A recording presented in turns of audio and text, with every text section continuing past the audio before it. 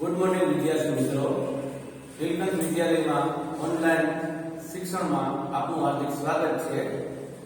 ધોરણ 8 વિષય ગણિત, સ્વાધ્યાય 9 બેઝિક પદાવલીઓ અને નિત્યસમ. બેઝિક પદાવલીઓ અને નિત્યસમમાં આપણે સૌપ્રથમ થિયરીમાં અભ્યાસ કરીશું. તો સૌપ્રથમ ચલ વિશે સમજૂતી મેળવીશું કે ચલ એટલે શું. તો કે ચલ એટલે કે અંગ્રેજી મૂળાક્ષર A થી Z સુધીના તમામ અક્ષરોમાંથી કોઈ પણને આપણે ચલ તરીકે દર્શાવી શકીશું. બરાબર? જાણે કે આપણે 4x, તો x છે એ ચલ છે, એટલે કે ચલ અને અચલ. તો કે ચલ અંગ્રેજી મૂળાક્ષર કોઈ પણ તમે લઈ શકો છો A થી Z સુધી માં ગમે તે તમે ચલ તરીકે દર્શાવી શકો છો. અને અચલ એટલે 1 થી તે અનંત સુધી ગમે તે ને તમે અચલ તરીકે દર્શાવી શકો છો. દરેક પદાવલી ચલ અને અચલ સાંકળવાથી બને છે, એટલે કે 5xy. તો 5xy છે ઈ પદાવલી, એટલે કે પદાવલી બને છે. હવે આ પદાવલીમાં એક ચલ પણ હોય, દ્વિચલ પણ હોય અને તેથી વધારે પણ હોય છે.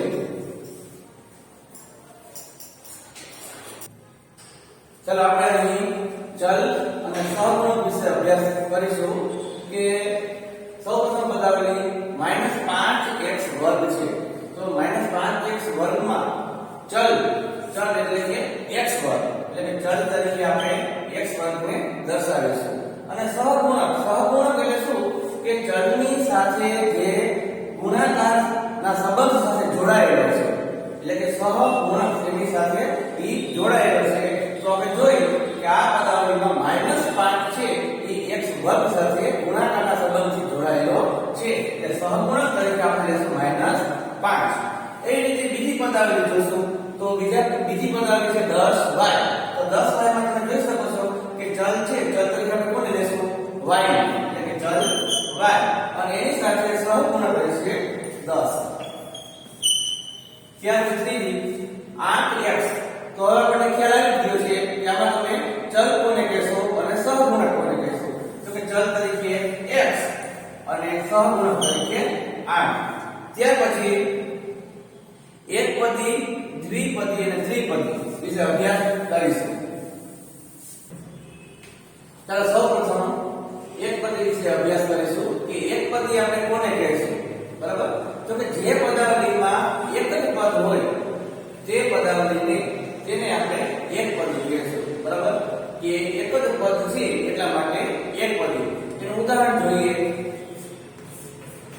x વર્ગ -4x વર્ગ 5y -6z નો 3 આ બધા ઉદાહરણ છે એ એકપદીના છે. એકપદી કેમ કહેશું? કારણ કે બધામાં એક જ પદ રહેલું છે, x વર્ગ એક જ પદ, -4x વર્ગ એક જ પદ, 5y -6z નો 3 એટલા માટે એકપદી રહેશે. ચાલો એ જ રીતે ત્યાર પછી દ્વિપદી. એકપદીનું શીખા એવી રીતે દ્વિપદીનો અભ્યાસ કરીશું કે જે પદાવલીમાં બે પદ છે અથવા તો જે પદાવલી બે પદોથી જોડાયેલી છે કે સંકળાયેલી છે તેને આપણે દ્વિપદી કહીશું. એના ઉદાહરણ જોશું. 5x + 4, 5x એક પદ વત્તા 4 એ બીજું પદ, એટલા માટે દ્વિપદી. ત્યાર પછી x વર્ગ -4 ઈ પણ દ્વિપદી. 3z નો વર્ગ વત્તા 8 ઈ પણ દ્વિપદી. આ આપણે અભ્યાસ કર્યો દ્વિપદીનો. એકપદી, દ્વિપદી અને ત્યાર પછી એવી જ રીતે ત્રિપદી. તો આપણે જોયું કે એક પદ છે તો એકપદી કહેશું, બે પદ છે તો દ્વિપદી કહેશું. એવી જ રીતે ત્રણ પદ હશે એને ત્રિપદી કહેશું. એટલે કે જે પદાવલીમાં ત્રણ પદો રહેલા છે તેને આપણે ત્રિપદી કહીશું. એના ઉદાહરણ જોઈએ. x વર્ગ વત્તા x ઓછા 8. તમે જોઈ શકીએ છીએ આપણે કે x વર્ગ એક પદ થયું, x બીજું પદ -8 એ ત્રીજું પદ, એટલા માટે ત્રિપદી કહીશું. વધુ એક ઉદાહરણ લઈએ.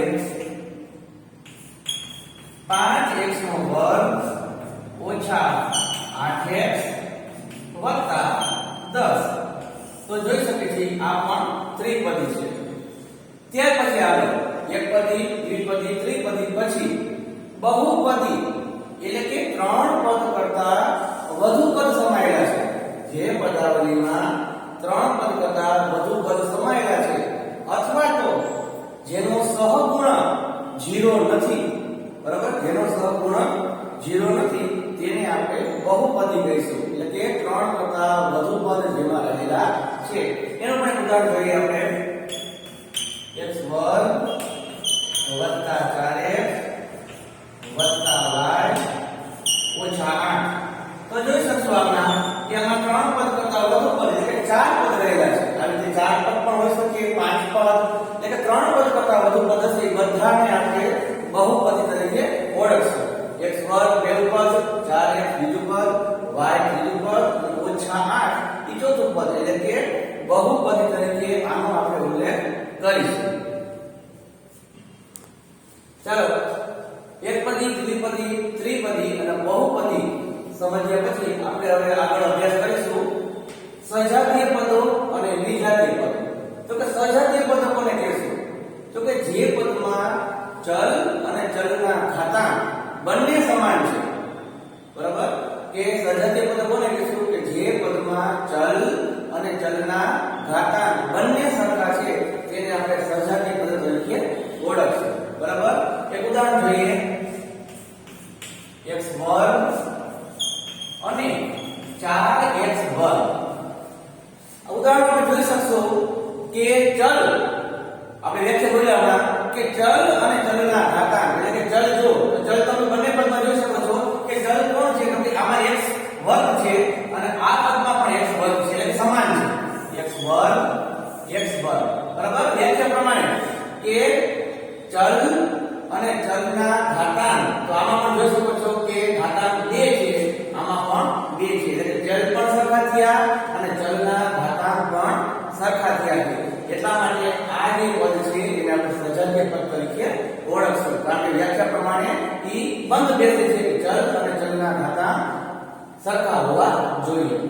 ચાલો વિજાતીય પદ. વિજાતીય પદ ને એવી રીતે, બરાબર, આપણે આમાં કીધું કે ચલ અને ચલના ઘાતાંક બંને સરખા હોવા જોઈએ. તો વિજાતીય પદમાં એનાથી ઉલટું કે ચલ અથવા તો ચલના ઘાતાંક આ બંને અલગ હોય, ચલ પણ અલગ હોય અથવા તો એના ઘાત છે એ પણ અલગ હોય, તો એને વિજાતીય પદ તરીકે ઓળખશે. એટલે બેમાંથી કોઈ પણ એક ચલ અથવા તો ઘાતાંક જો અલગ હશે, જુદા હશે, તો એને આપણે વિજાતીય પદ તરીકે ઓળખીશું. બરાબર, ઉદાહરણ દ્વારા વધુ સમજૂતી લઈએ. x વર્ગ અને y વર્ગ. ઉદાહરણમાં જોશું કે ચલ છે એ અલગ અલગ છે. ચલ છે કેવા છે? અલગ અલગ છે. બરાબર, પણ ઘાતાંક સરખા છે. તો પણ જે આપણો નિયમ છે એ નિયમ પ્રમાણે થતું નથી. એટલે કે ચલ છે એ અલગ અલગ હોવાથી આપણે આને વિજાતીય પદ કહેશું. ભલે ઘાત સરખા છે, આમાં પણ ઘાત 2 છે, આમાં પણ ઘાત 2 છે, છતાં પણ આને વિજાતીય પદ તરીકે ઓળખશું. એવી રીતે હજી એક ઉદાહરણ લઈએ. x ની 3 ઘાત અને x ની 4 ઘાત. તો આમાં જોશું આપણે કે આમાં ચલ છે, ચલ સરખા છે. ચલ છે કેવા છે?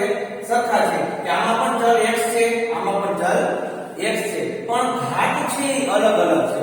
બરાબર, કે આમાં 3 ઘાત છે, આમાં 4 ઘાત છે.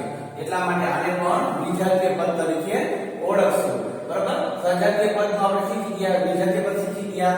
બંને સરખા હોય, ચલ અને ચલના ઘાતાંક બંને જો સરખા છે તો એને જ આપણે સજાતીય પદ કહેશું. જો બેમાંથી એક પણ અલગ હશે, ચલ અલગ છે અથવા તો ચલના ઘાતાંક અલગ છે, તો એને વિજાતીય પદ કહેશું. ચાલો આગળ ત્યાર પછી ચાલો સજાતીય પદો, વિજાતીય વિજાતીય પદોનો અભ્યાસ કર્યા પછી આપણે આગળ અભ્યાસ કરીશું બેઝિક પદાવલીઓના સરવાળા. બરાબર, સજાતીય પદો વિજાતીય પદો શીખ્યા એટલે આપણને સરવાળા કરવામાં એકદમ સરળતા રહેશે. તો કે બેઝિક પદાવલીના સરવાળામાં આપણે રકમ જોઈ શકીએ છીએ કે 7x વર્ગ ઓછા 4x વત્તા 5 અને 9x ઓછા 10. હવે યાદ રાખવાનું કે અને શબ્દ છે એનો મતલબ એમ કે પ્લસ ની નિશાની છે, સરવાળો સૂચવે છે, સરવાળો દર્શાવે છે. બરાબર, તો અને એટલે પ્લસ. તો પહેલા આપણે એને બંને પદાવલીને કૌંસમાં મૂકી અને વચ્ચે પ્લસ ની નિશાની મૂકશું એટલે ખ્યાલ આવશે કે આપણે સરવાળો કરવાનો છે. ચાલો પહેલું સ્ટેપ 7x વર્ગ ઓછા 4x વત્તા 5 અને એટલે આપણે શું કીધું હતું પ્લસ ની નિશાની એટલે કે વત્તા. બીજા કૌંસમાં 9x ઓછા 10. કૌંસમાં મૂક્યા પછી બીજા સ્ટેપમાં કૌંસને દૂર કરવાનો છે અને પ્લસ નિશાની સાથે લઈ લેવાની છે એટલે બંને પદને ભેગા કરવાના છે.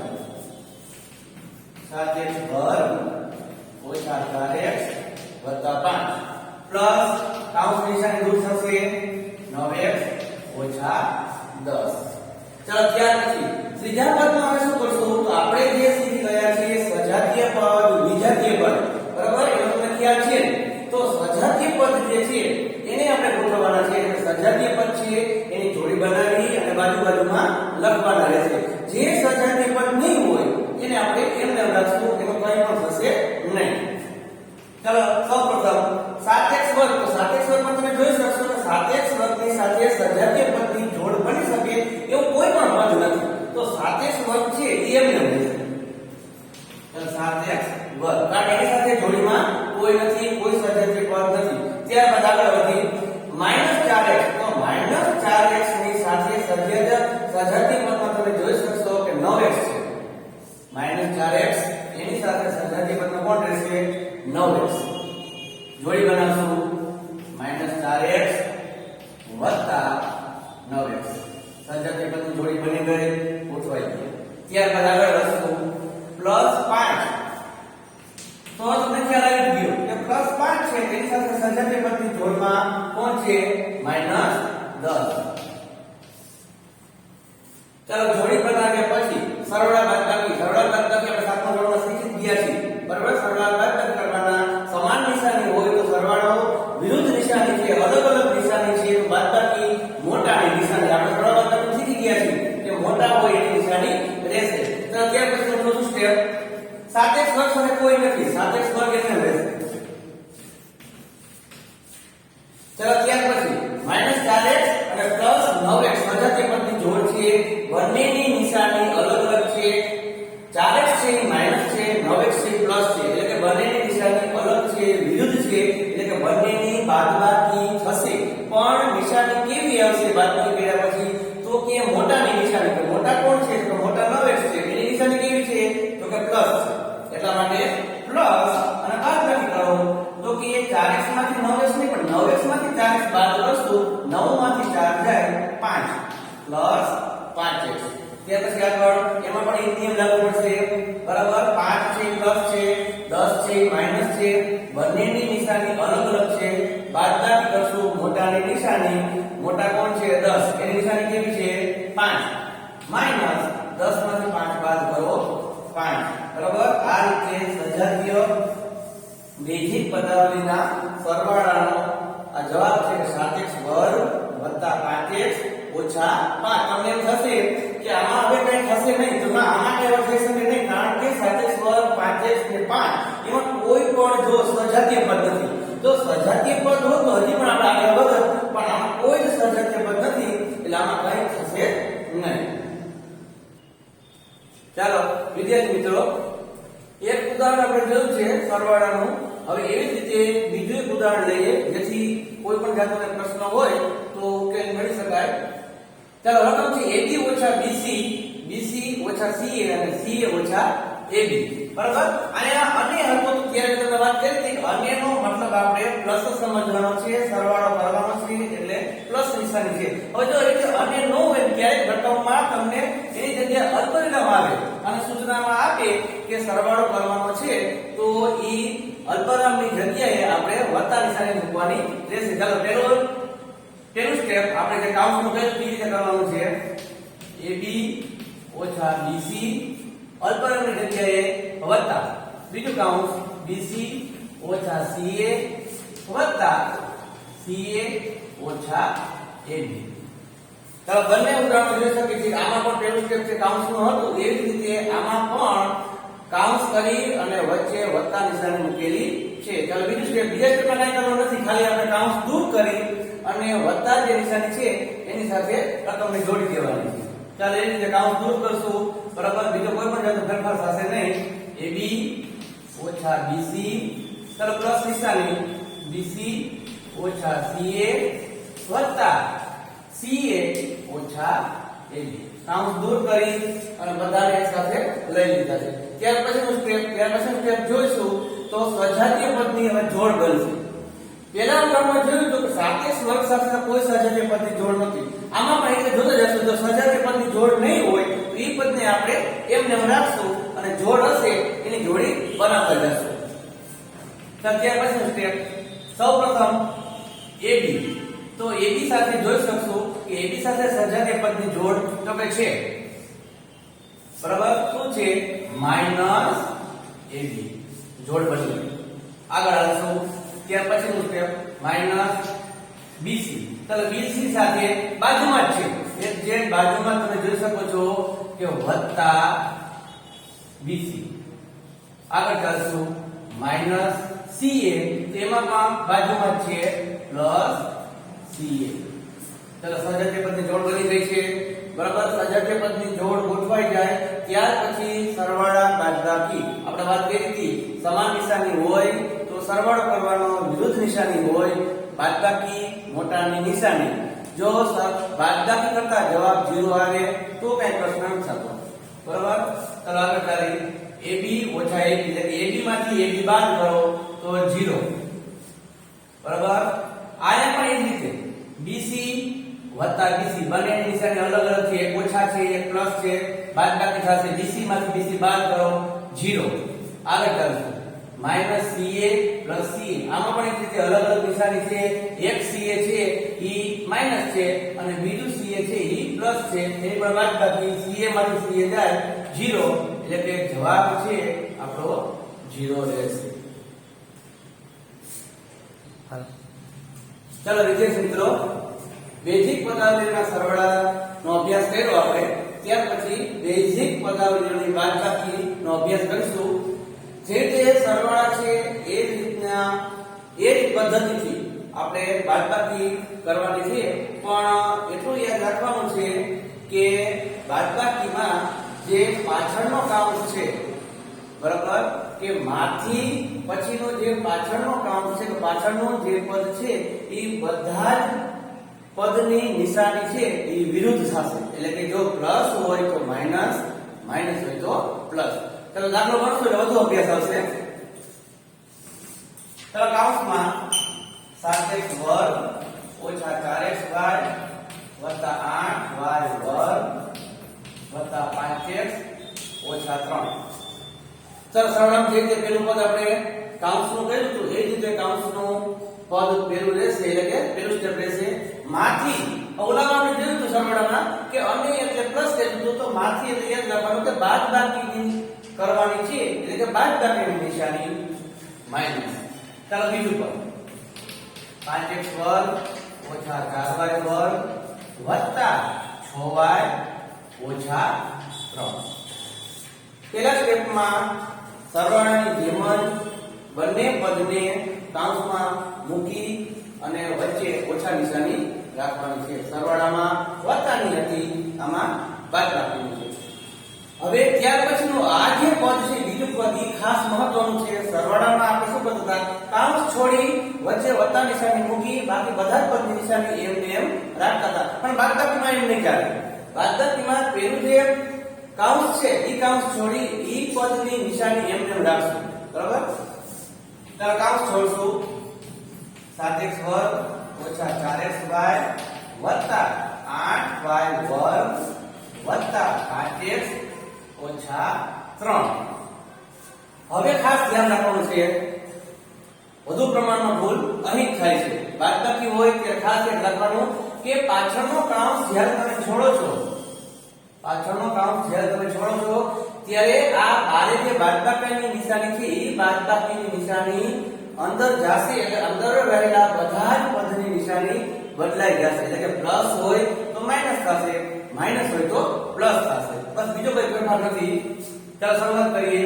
કાઉન્સ છોડી 5x વર્ગ છે, તમે જોઈ શકો છો કાઉન્સની અંદર 5x વર્ગ થી પ્લસ છે. કાઉન્સ છોડો, બરાબર, એટલે થઈ જશે -5x વર્ગ. કારણ કે 5x વર્ગ પ્લસ છે, બારે ની નિશાની છે તો કે ઓછા છે, તો કે ઓછે વત્તે ઓછા, એટલે 5x વર્ગ કેવા બની ગયા? ઓછા. ચાલો આગળ એ જ રીતે 4y વર્ગ, 4y વર્ગ આપણે જોઈશું કે ઓછા છે, બારે ઓછા, અંદર ઓછા, ઓછે વત્તા 4y વર્ગ. ચાલો એ રીતે 6y પ્લસ છે, કેવા થઈ જશે? માઈનસ. અને 3 અચળ પદ ઈ કેવા છે? માઈનસ, તો કે માઈનસ કેવા થઈ જશે? Minus minus plus. સરવાળા અને બાદબાકીમાં આ એક જ પદનો તફાવત છે, બાકી બધા સ્ટેપ છે એ સરખા છે. આ એક પદ તમે કોઈ પણ જાતની ભૂલ વગર પસાર કરી લ્યો પછી કોઈ પણ સરવાળાની જેમ જ રહેશે. ચાલો હવે ત્યાર પછી એક સ્ટેપ સજાતીય પદની જોડ હશે, જોડ બનાવશું, નહીં હોય એમને રહેશે. ચાલો સૌપ્રથમ 7x વર્ગ, 7x વર્ગ, તો 7x વર્ગની સાથે સજાતીય પદની જોડ તમે જોઈ શકો છો -5x વર્ગ. ચાલો ત્યાર પછી -4x વર્ગ. ચાલો -4x વર્ગ એની સાથે આપણે જોઈ કોઈ જ જોડ નથી, બરાબર, એટલે 4xy એમને રહેશે. આગળ ચાલી વત્તા 8y વર્ગ. 8y વર્ગ, તો 8y વર્ગ ની સાથે કોણ છે? પ્લસ 4y વર્ગ, પ્લસ 4y વર્ગ.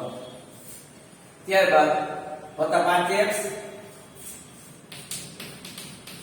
5x માં પણ એમ જ છે. 5x તો તમે જુઓ કોઈ સજાતીય પદની જોડ એની સાથે બનતી નથી. છેલ્લે -3 અચળ પદ વત્તા 3. ચાલો જોડ બની ગઈ, બરાબર. જેની જોડ બની એની નીચે શક્ય હોય તો અંડરલાઈન કરી લેવી, જેથી કરીને -3 વત્તા 3 ની સજાતીય પદની જોડ છેલ્લે એક પદ વધે છે -6y. -6y તો એની સાથે પણ કોઈ જોડ નથી, એમને લખી નાખશું, બરાબર. ચાલો ત્યાર પછી આગળ ચાલો આપણે નિયમ બીજો એ પ્રમાણે કે જો સમાન નિશાની હશે તો સરવાળો થશે, વિરુદ્ધ નિશાની હશે તો બાદબાકી થશે. જેની સાથે કોઈ જોડ નથી, એટલે કે સજાતીય પદની કોઈ જોડ નથી, ઈ પદ એમને સાથે સાથે રહેશે. ચાલો પહેલા 7x વર્ગ માંથી 5x વર્ગ બાદ થાય તો 7 માંથી 5 બાદ કરો 2x વર્ગ.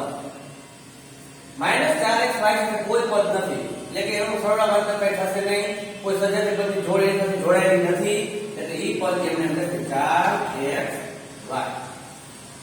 8y વર્ગ ને 4y વર્ગ, 8y વર્ગ વત્તા છે, 4y વર્ગ પણ વત્તા છે, બંને વત્તા, વત્તે વત્તા, એટલે સરવાળો કરશું 8 × 4 = 12 વત્તા 12y વર્ગ વત્તા 5x એમને એમ 5x ના 5x.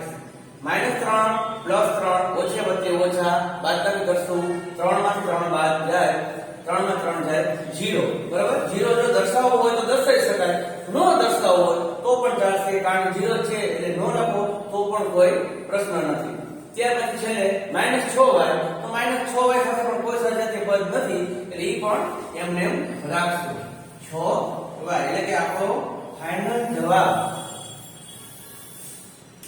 આ રહેશે 2x વર્ગ -4xy વત્તા 12y વર્ગ વત્તા 5x ઓછા 6, બરાબર. બાદબાકીમાં આપણે એક નવીન શું શીખ્યા કે કાઉન્સ, એટલે કે પાછળનો જે કાઉન્સ છે ઈ કાઉન્સ તમે છોડશો ત્યારે બારે જો કાઉન્સની બારે ઓછા નિશાની હોય તો તમારે પાછળના બધા જ પદની નિશાની બદલવી પડશે. આપણે આ નિયમ 7મા ધોરણમાં શીખી ગયા છીએ, નવીન નથી, બરાબર. એક વખત ફરીથી જોશો એટલે યાદ રહી જશે. બાકી સરવાળા અને બાદબાકી બંનેની રીત સરખી જ છે. ચાલો વિદ્યાર્થી મિત્રો, આજનો વિડિયો આપણે અહીં સમાપ્ત કરીએ છીએ. અંતમાં છેલ્લે આપણે હોમવર્ક દઈ દઈએ કે આપણે આજે જેનો અભ્યાસ કર્યો એ જ અભ્યાસને અનુલક્ષીને સ્વાધ્યાય 9.1 પાઠ્યપુસ્તકમાંથી દાખલો 1 થી 3 ગણવાનો રહેશે. પેજ નંબર 140 ઉપર છે. ચલો ઓકે. જય હિન્દ, વંદે માતરમ.